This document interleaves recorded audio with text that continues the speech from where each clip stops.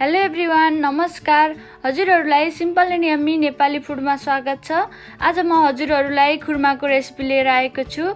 यो बनाउन एकदमै सजिलो हुन्छ, खान पनि एकदमै मिठो हुन्छ। स्पेशली यो बच्चाहरूलाई एकदमै मन पर्छ। खुर्मा बनाउनको लागि चाहिने सामग्रीहरूमा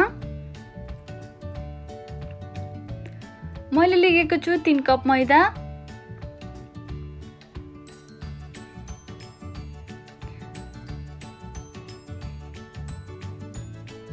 त्यसैगरी 1 कप सुजी,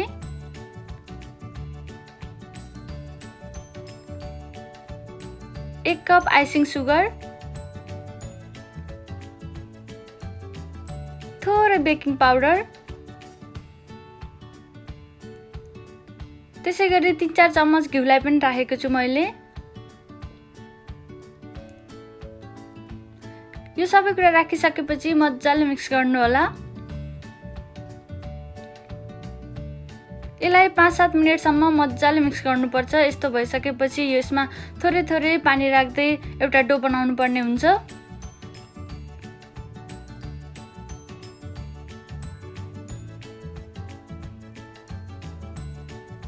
यदि हजुरहरूले अझै पनि मेरो च्यानललाई सब्स्क्राइब गर्नुभएको छैन भने प्लिज मेरो च्यानललाई सब्स्क्राइब गरिदिनु होला।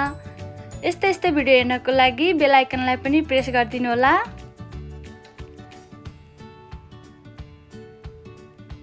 थोरै थोरै पानी राख्दै यसरी डल्लो बनाउनु होला।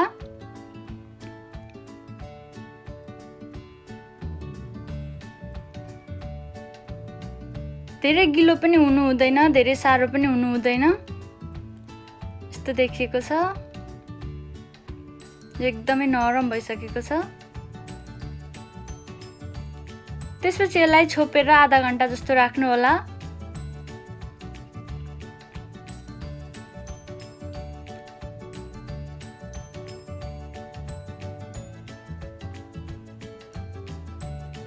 आधा घण्टापछि एकदमै नरम भएर आएको छ।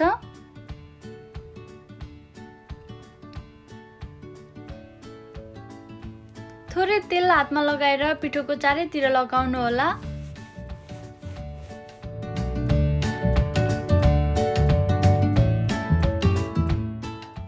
यसो गर्यो भने बनाउन एकदमै सजिलो हुन्छ।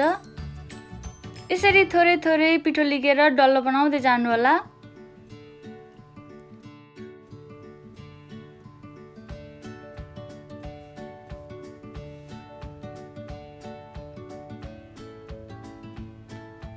डल्लो बनाइसकेपछि मैले काँटा चम्मचको पछाडिको भागबाट डिजाइन बनाएको छु। हजुरहरूले पनि यसरी काँटा चम्मच युज गरेर डिजाइन बनाउनु होला।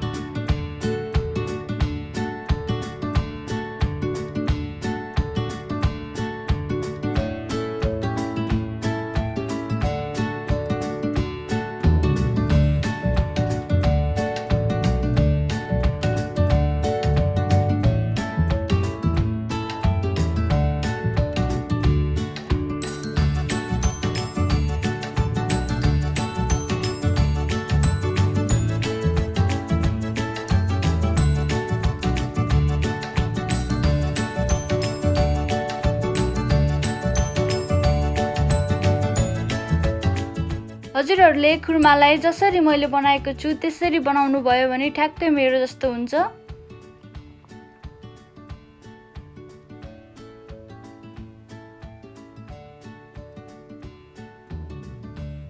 ल हेर्नु त यो कति राम्रो देखिएको छ।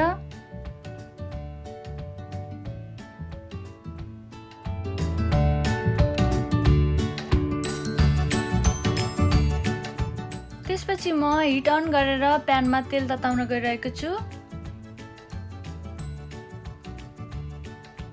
तेल राम्रोसँग तातिसकेपछि यो खुर्मालाई राख्नु होला।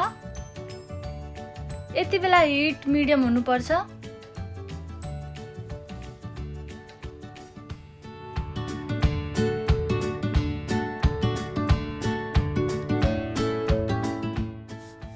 खुर्मालाई यसरी चलाउँदै पकाउनु होला।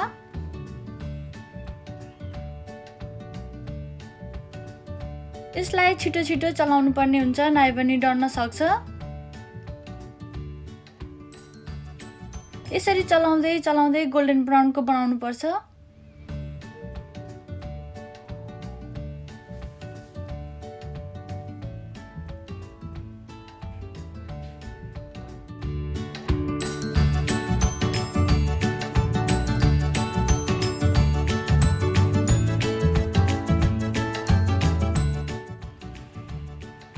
खुर्मा यतिको भइसकेपछि एउटा प्लेटमा राख्नु होला।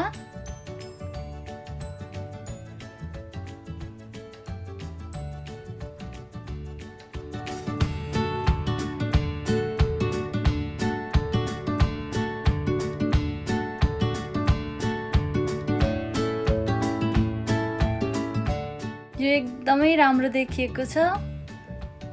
यसको साइज पनि ठुलो भएको छ।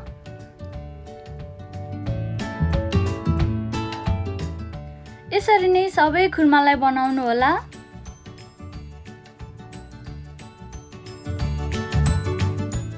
खुर्मालाई स्न्याक्सको रूपमा पनि खान सकिन्छ। यो 1 महिनासम्म टिक्छ। हजुरहरूले यसलाई बनाएर 1 महिनासम्म स्टोर गरेर राख्न सक्नुहुन्छ। खुर्मा सर्भ गर्नको लागि रेडी भइसकेको छ। हजुरहरूले पनि यस्तै खुर्मा बनाएर खानुहोला। कस्तो लाग्छ प्लिज कमेन्ट गरिदिनु होला र लाइक, शेयर, सब्स्क्राइब गर्न नबिर्सिनु होला। Thank you.